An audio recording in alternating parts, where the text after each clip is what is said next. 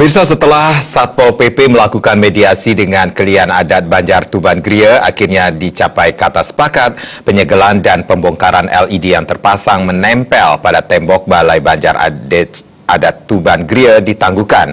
Penangguhan dilakukan hingga tercapai keputusan dalam pertemuan warga, investor, dan Bupati Badung.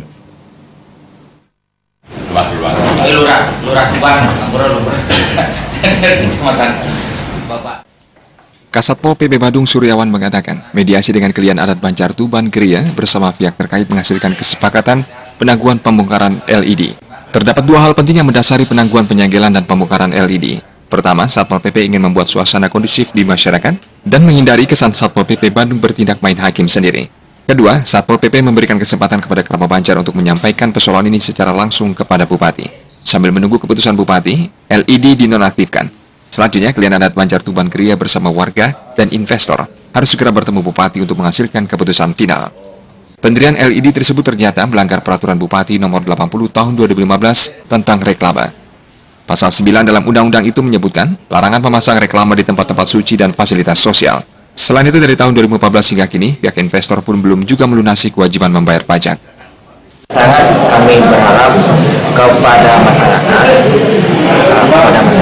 jangan menggunakan suatu keadaan apalagi ini jangan melindungi pelanggaran seperti itu, dan investor juga jangan menjadikan masyarakat sebagai tameng untuk membenarkan pelanggaran.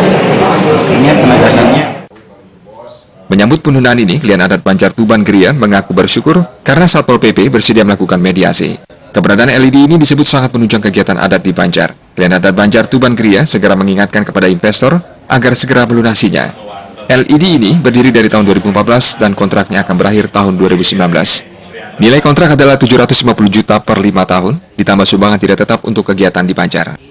Memang kami sangat-sangat berharap kepada Pak Bupati, seperti yang kami sampaikan tadi, adalah biaya operasional untuk menunjang kegiatan Banjar itu sangatlah tinggi.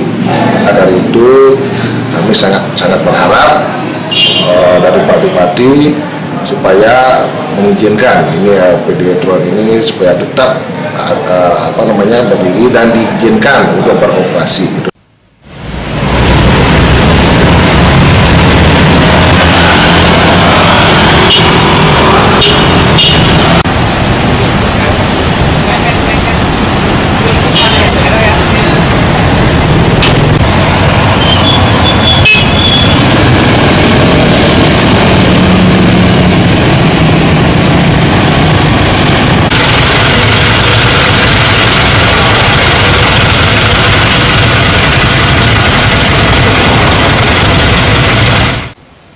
Kedepannya diharapkan kepada para investor terlebih dulu berkoordinasi dengan Pemkab Badung sebelum membangun.